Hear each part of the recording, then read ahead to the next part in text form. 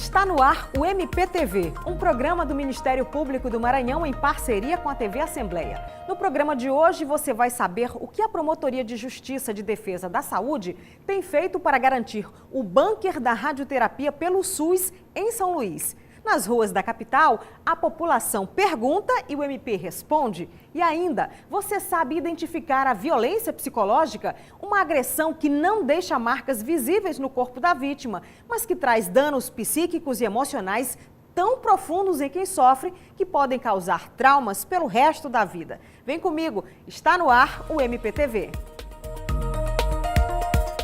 Diferente do que se imagina, não é preciso ser agredida fisicamente para estar em uma relação violenta. Algumas palavras e atitudes podem ferir a autoestima de uma mulher tanto quanto. Isso tem nome, violência psicológica. Esta é a forma mais subjetiva e, por isso, difícil de identificar. Para conversar conosco sobre este assunto, recebemos agora no MPTV a promotora de justiça Selma Regina Souza Martins, titular da 2ª Promotoria de Justiça de Defesa da Mulher. Seja bem-vinda ao MPTV. Obrigada. Promotora, por ser de difícil identificação, a violência psicológica muitas vezes é negligenciada por quem sofre?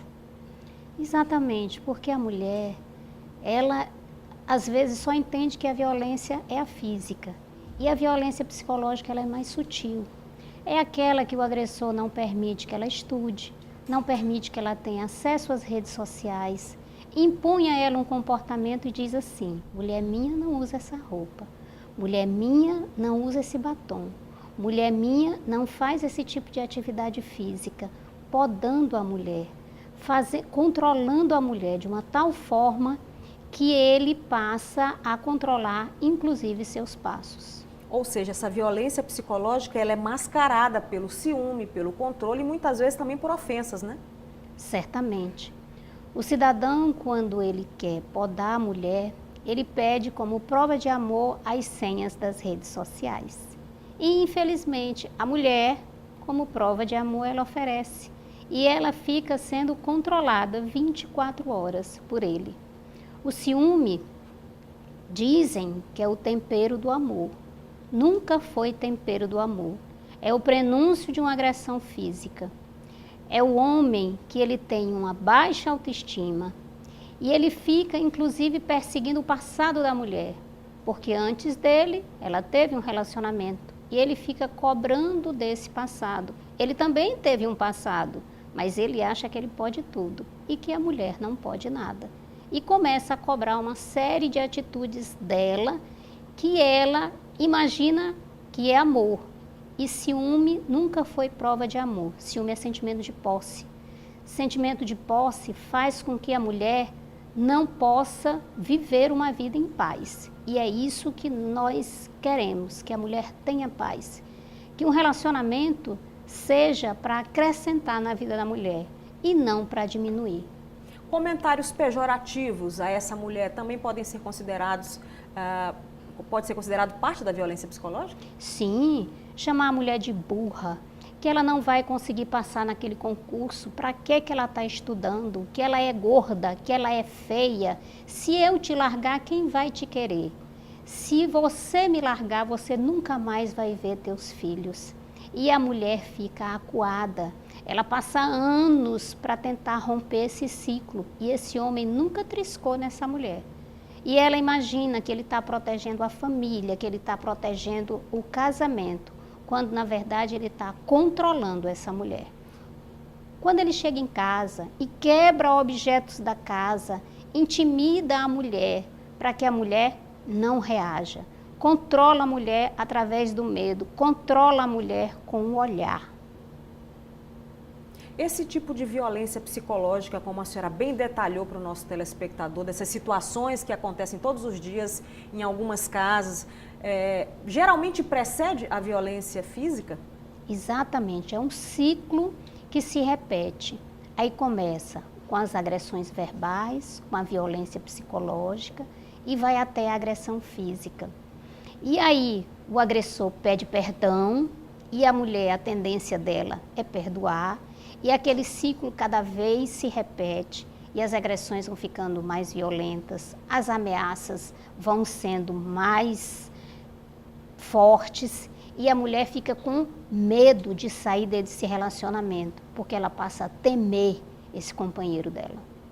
A Lei Maria da Penha foi um grande avanço no combate à violência contra a mulher. Mas essas mulheres ainda têm dúvidas, por exemplo, esse tipo de violência psicológica está incluída na Lei Maria da Penha? A Lei Maria da Penha criminaliza esse tipo de violência? A Lei Maria da Penha não criminaliza. Quem criminaliza é o Código Penal, que diz que a ameaça, prometer mal injusto e grave à mulher é um crime, e também a lesão à saúde da mulher. Porque ela, quando é violentada psicologicamente, ela passa a ter uma série de problemas de saúde, como depressão, síndrome do pânico. E ela passa a expressar isso e, às vezes, quando ela descobre, ela já está no fundo do poço. Por isso que a mulher precisa denunciar. Ela precisa ir até esses órgãos que prestam serviço para a mulher, para que ela saiba que o que ela está vivenciando não é um relacionamento, é uma violência, e principalmente a violência psicológica. O cenário machista, com essa rotular a mulher, por exemplo, ela está com chilique, ou ela está com chateação, muitas vezes esse pensamento machista dificulta essa denúncia? Exatamente. Às vezes a mulher pensa que ela está ficando louca, porque o homem faz com que ela sinta que ela está surtando. Eu não lhe disse isso, eu não falei isso é coisa da sua cabeça. E ela começa a duvidar da sanidade dela, quando na verdade ela está certa. E ele começa a usá-la, usar a forma como fala, controlar seus atos, suas atitudes, sua vida. E isso faz com que essa mulher tenha esses problemas de saúde. A síndrome do pânico, a depressão, que precisa de cuidados de um psiquiatra, de um psicólogo, para que ela possa perceber que ela está entrando numa situação que é sem volta. Ou seja, não é só aquele atendimento prioritário quando acontece a violência física, mas também um tratamento para que essa mulher se recupere desses traumas que muitas vezes podem perdurar a vida toda, né? Exatamente, é fortalecer a autoestima dessa mulher.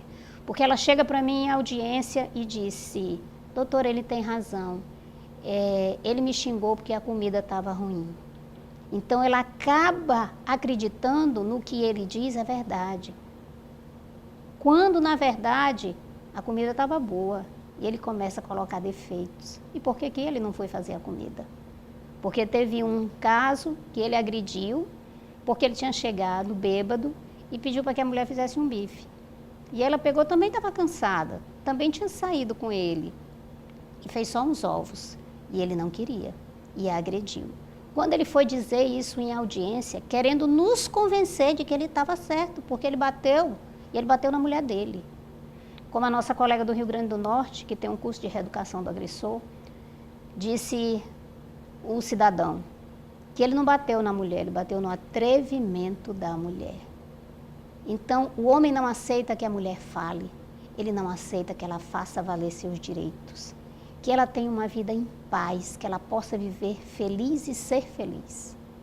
Pela sua experiência, esse tipo de violência, por exemplo, a psicológica, a violência física, ela tem incidência numa determinada classe social ou isso não tem nada a ver? Não. A Lei Maria da Penha é o fator mais democrático que existe. A violência contra a mulher é o fator mais democrático que existe. Existem todas as classes, classe média, classe alta e classe baixa. A classe que mais denuncia é a classe baixa, mas a classe média e alta estão acordando e estão denunciando. Qual é a incidência desse tipo de violência, no caso a psicológica? Qual é a incidência desse tipo de violência que chega à sua promotoria todos os dias? É a maior violência, mais do que a violência física.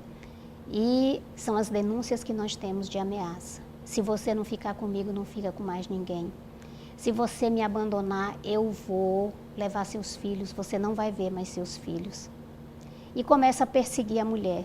E ela fica muito temerosa que essas palavras se concretizem.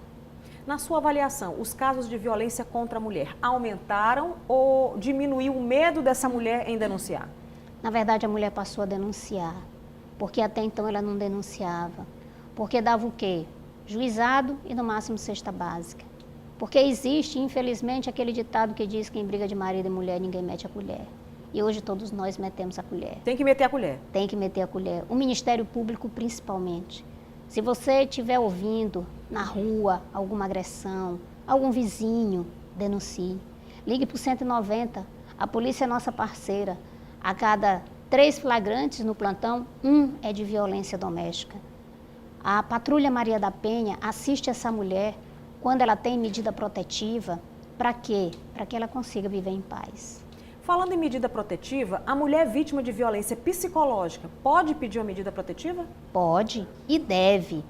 Ela deve se dirigir à Casa da Mulher Brasileira, onde todos os órgãos em defesa da mulher estão lá funcionando. É uma rede de defesa da mulher, rede amiga da mulher, delegacia especializada, Ministério Público, Judiciário, Defensoria, Centro de Referência, Patrulha Maria da Penha. Todos nós estamos lá com um único objetivo: proteger a mulher, porque ela é a protagonista da sua vida. Ou seja, hoje já existe uma rede bem ampla de atendimento para essa mulher, né?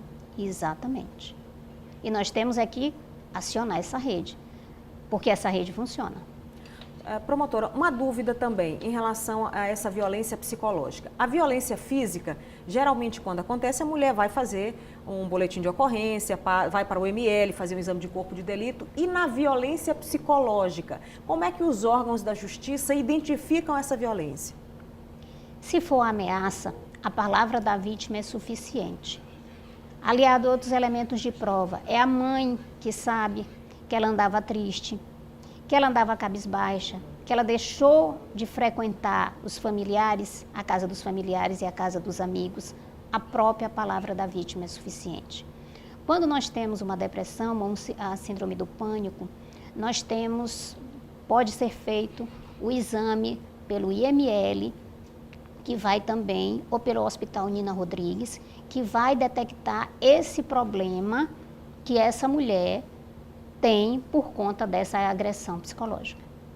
Promotora de Justiça Selma Regina Souza Martins, titular da 2ª Promotoria de Justiça de Defesa da Mulher, muito obrigada pelos esclarecimentos aqui no MPTV. O Ministério Público é que agradece.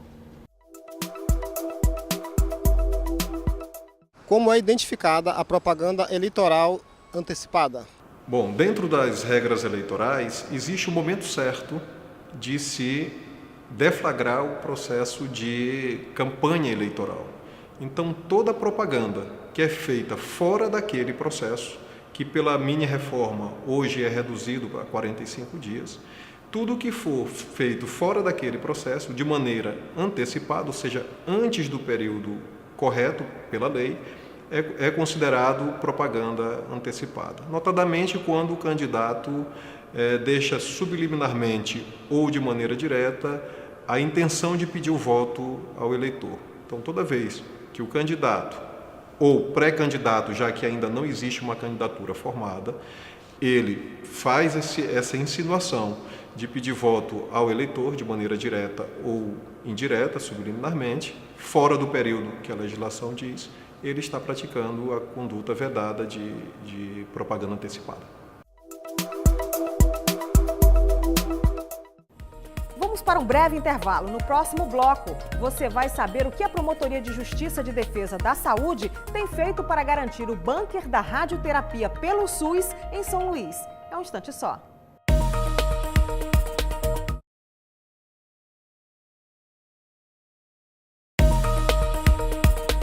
Reduzir a demanda de assistência oncológica no Maranhão, nesta segunda-feira, representantes do Ministério da Saúde estiveram reunidos com o Ministério Público para definir a instalação e recebimento de novos aparelhos de radioterapia, os aceleradores lineares, que são fundamentais para que se minimizem os riscos de uma disseminação do tumor pelo corpo.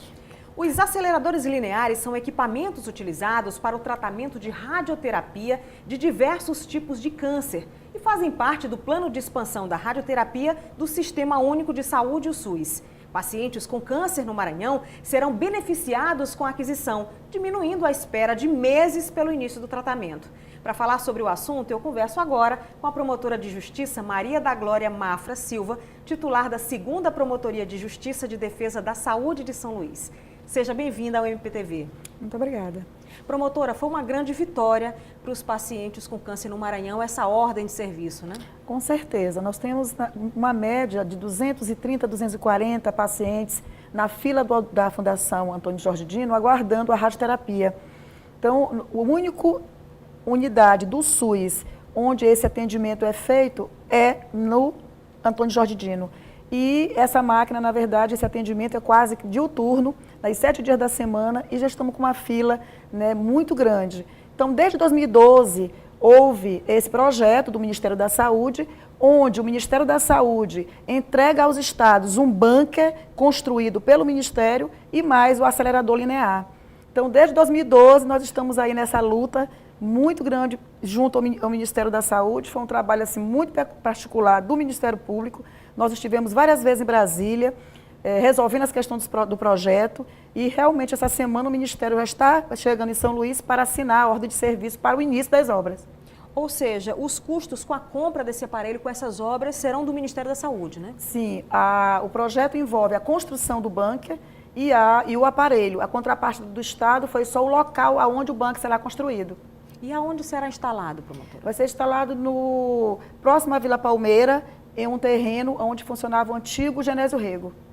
Alguns telespectadores podem ter dúvida em relação a esse nome, bunker da radioterapia. O que é isso? Porque como é um aparelho nuclear, precisa, na verdade, ter um local altamente selado, né, todo chumbado, para que efetivamente não se tenha nenhum vazamento de radiação. Então, realmente é um equipamento que requer um bunker, esse é o nome técnico, né? Para que não tenha efetivamente nenhum risco de vazamento de radiação. Com a chegada dessa estrutura, desse aparelho, a senhora acredita realmente que vai haver uma redução significativa nesse tempo de espera, nessa fila para o atendimento? Com certeza. A gente, inclusive, espera de se ter cada vez menos pessoas na rádio, fazendo um atendimento muito grande na prevenção, né? E a prevenção é o quê, mulheres? Justamente fazer a prevenção do câncer de mama, homens, fazer a prevenção do câncer de pênis, que o Maranhão é ponta, e o câncer de próstata. Então, se a gente precisa hoje de um equipamento desse de radioterapia, com uma fila dessa imensa, por sinal, muitos desses pacientes não se utilizaram da conduta da prevenção. Qual é a demanda desses serviços oncológicos no estado? É muito grande? É muito grande a demanda porque, na verdade, nós temos a oferta muito reduzida, né? Então, nós não temos em todos os municípios, por exemplo, um atendimento de coleta, de prevenção de colo de mama, de câncer de mama, prevenção de câncer de colo de útero, né? Então, isso, na verdade, que é a atenção básica, né? A nossa atenção básica, se realmente funcionasse com a estratégia de saúde da família, as unidades básicas de saúde, com certeza nós teríamos uma redução muito grande de pacientes, ou se não, pelo menos conseguindo atacar essa patologia bem no seu início com 100% de tratamento seguro. Então foi um grande avanço esse Plano Nacional de Extensão da Radioterapia do Ministério da Saúde, né? Isso, a gente só sente que, na verdade, os estados poderiam já ter muito mais tempo. Isso, que é porque 2012, esse projeto, né? na verdade, é de 2012. Né? Infelizmente, os projetos acabam, por questões burocráticas, demorando muito mais do que seria o necessário. E o Ministério Público tem ficado bastante atento a essa questão aqui no estado, né? Com certeza, a gente vem buscando, e não só nessa questão da construção do bunker, como também no atendimento. Nós temos uma unidade privada, conveniada à SUS em Imperatriz. Essa unidade também faz atendimento de radioterapia. Mas essa nossa fila de 240 pacientes, ela é de municípios mais distantes de Imperatriz e outros mais próximos da capital.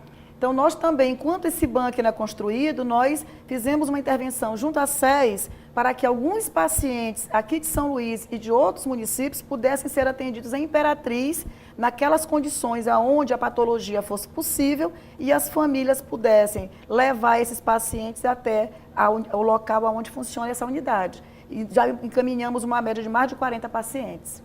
Promotora, em 2016, em fevereiro especificamente, a sua promotoria esteve à frente daquele processo de interrupção do teste do pezinho, né? Algumas amostras estavam comprometidas, houve uma ação civil pública, uma criminal. Qual foi o fim dessa situação que começou em fevereiro de 2016 relacionada ao teste do pezinho? Isso, nós somos acionados pela população em relação aqui à unidade filantrópica que realiza e processa, que é a APAI, havia parado de fazer, de processar os testes, né? E imediatamente tomamos providências junto à Vigilância Sanitária, onde nós constatamos que em armazenamento, inclusive de forma inadequada, existiam 34 mil amostras armazenadas sem processar. Imediatamente instauramos os procedimentos na promotoria, Sim. um civil e um criminal, para apurar responsabilidades, e o civil para apurar, evidentemente, a falta da assistência e prontamente fazer com que esse serviço retornasse. Então, nós conseguimos processar junto à SES, foi realizada uma licitação, foi indicado e contratado um laboratório que começou a processar, está finalizando o processamento dessas 34 mil amostras. E fizemos, junto ao COSEMES e junto às prefeituras de todo o estado, uma busca ativa. Não foi fácil, foi assim, incessante, mas foi assim, altamente gratificante em todo o estado do Maranhão para tentar encontrar essas 34 mil crianças. 32 mil crianças nós conseguimos localizar. E conseguimos fazer, inclusive, acompanhamento junto a essas crianças para poder detectar muito precocemente as possibilidades daquelas que possam ter uma das doenças triadas pela triagem neonatal. Ou seja, esse teste ele é primordial, né? Quer dizer, é uma espécie de prevenção, né? Isso. Mas, para nossa tristeza, essa semana fomos informados que essa unidade está novamente paralisada as atividades. Na próxima semana já vão ter uma reunião com a SES, com a CEMUS, que é a Secretaria de Saúde do Estado e do município, mais a filantrópica, né, a PAI, para realmente detectar o que está acontecendo. Temos conhecimento já oficial que existe já 29 mil exames para serem processados. Então, realmente, é uma situação muito complexa e difícil para que a gente possa até entender, porque nós tivemos essa demanda de 34 mil, o Ministério solucionou, gerenciou, resolveu e agora, com novamente, pouquíssimo tempo, já se tem novamente esses testes sem ser processados. Mas a ideia, a gente está trabalhando uma ideia macro também, que é o Plano Estadual de Triagem Neonatal. O Maranhão não dispõe. Então, ainda hoje, nós temos, mesmo estando no ECA, todo esse tempo, né, no Estatuto da Criança e do Adolescente, esse direito primordial, que é a coleta, logo ao nascimento do teste, dessa triagem neonatal, mais de 6 municípios do Maranhão nunca fizeram triagem neonatal. Então, tem crianças nascendo nesses municípios que não estão tendo a oportunidade de poder triar, de poder verificar, se constatar que são portadores de alguma dessas doenças, para que prontamente, precocemente, possa se realizar o atendimento de acompanhamento, evitando ou minimizando o aparecimento de sintomas. Algumas dessas, inclusive, são letais. Que tipo de doenças, por exemplo? Anemia falciforme, Sim. a fenilcetonúria, né? O hipertiroidismo. Então, são várias e várias doenças. A fenilcetonúria é uma doença que causa sintomas gravíssimos, inclusive na esfera neurológica, né? E a criança, se precocemente tomar a medicação, tomar as fórmulas, Sim. ela acaba por minimizar o aparecimento desses sintomas. Então, na verdade, uma questão de vida e morte para nossas crianças. Entendi. Desde 2016, então, a senhora acredita que não houve mudança, então, nesse acondicionamento desse material, né? Na verdade, as 34 mil foram processadas. Sim. Essas já são amostras de outubro do ano passado para cá. Ah, correto. Tá? De outubro de 2017 até a presente data. Na época também, eu lembro que a senhora, nessa ação civil pública, a senhora pediu também a presença de médicos, de enfermeiros, de geneticistas e de pessoas especializadas para compor esse quadro. Isso foi cumprido? Isso. Na verdade, a entidade filantrópica, ela dispõe de um grupo técnico de acordo com o que diz a legislação. Tem geneticista, tem farmacêutica bioquímica, tem assistente social. Para o acompanhamento dessa problemática, desse não processamento, é que nós fizemos a recomendação para que um grupo técnico pudesse assessorar o nosso trabalho, para que a gente pudesse realmente dar diretrizes para essa resolutividade. Então, esse grupo técnico foi instaurado por portaria, por pessoas, técnicos, médicos e bioquímicos e farmacêuticos, que são servidores tanto da CEMUS, da Secretaria de Estado do município de São Luís, quanto a do Estado. Promotora, em relação à prevenção de doenças relacionadas a idosos aqui em São Luís? Na verdade, nós temos uma incidência enorme das doenças cardiovasculares, nós temos uma incidência muito grande do AVC, né? E muitos desses idosos chegam a essas unidades com sintomas característicos do AVC, mas, na verdade, o idoso precisa de água. Ele não, na verdade, não foi dado a esse idoso água suficiente. Então, ele é esquecido numa cama, só se dá líquido no momento das refeições.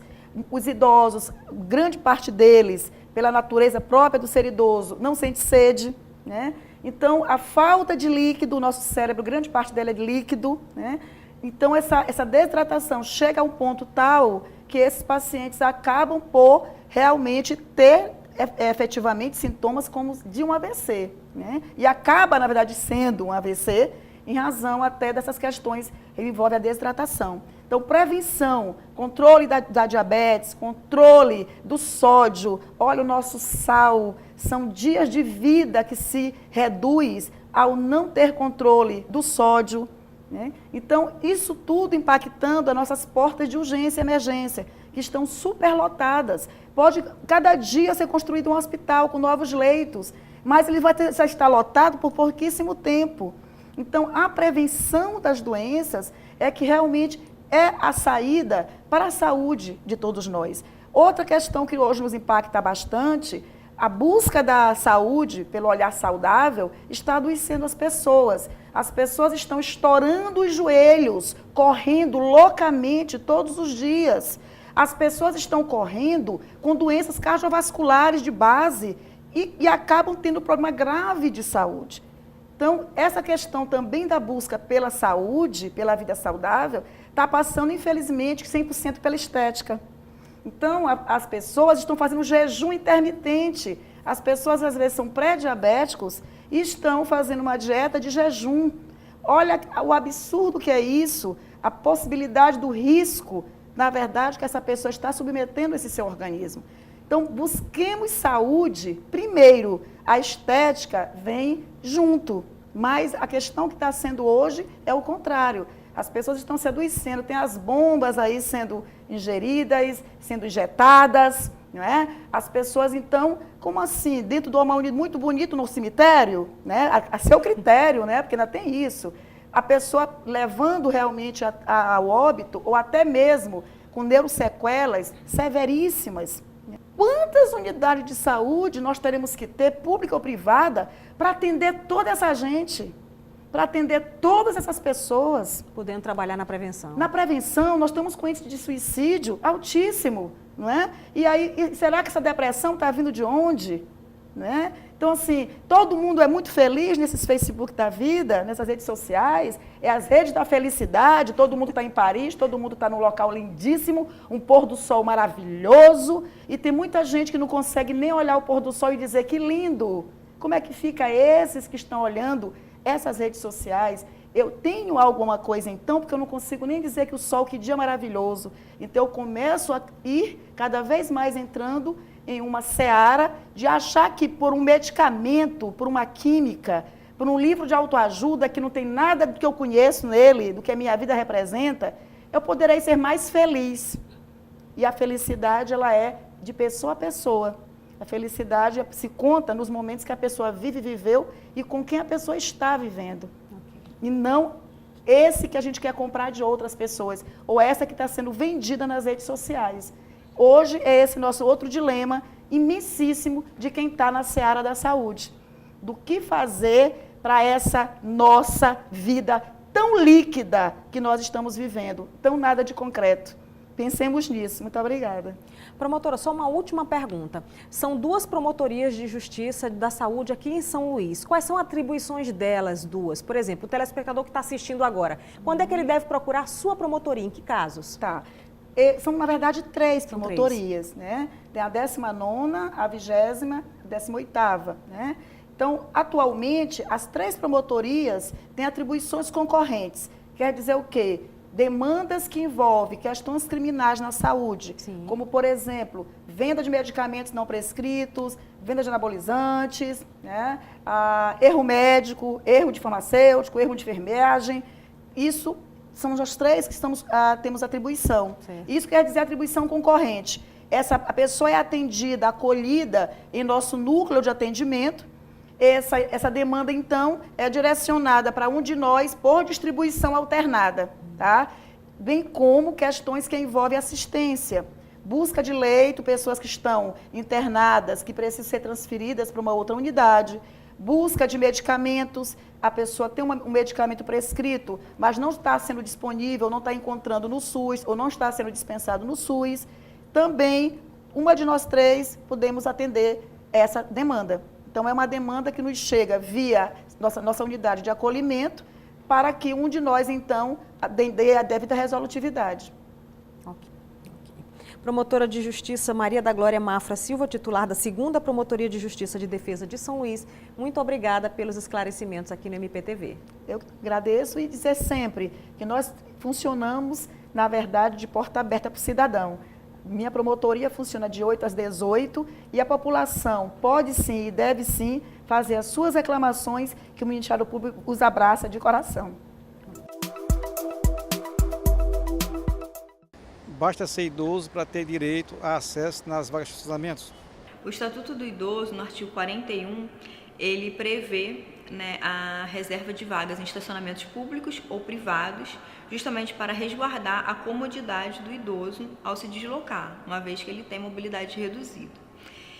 Infelizmente, esse direito nem sempre é de fácil exercício aqui no Brasil, porque não raro nós identificamos pessoas que não são idosas fazendo uso indevido de vagas preferenciais. Então, nessa circunstância, se torna necessária a fiscalização.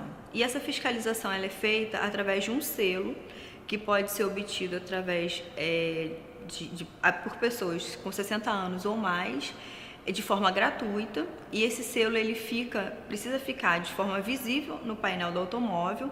Ele não fica fixo naquele automóvel porque ele é um selo não para o carro, não para o automóvel, mas para o idoso. Então é importante que aquele idoso, no veículo que ele vier a ser transportado, ele possa colocar e que fique de forma muito clara para o agente de fiscalização identificar que naquele automóvel, de fato, algum idoso foi conduzido. Você assistiu ao MPTV, um programa do Ministério Público em parceria com a TV Assembleia. Você pode ficar à vontade para participar do nosso programa, com críticas e sugestões. O nosso WhatsApp é 991 14 6529. Fique ligado, todas as segundas-feiras às 7h30 da noite, com reapresentação aos domingos, 1 da tarde. Até o próximo programa.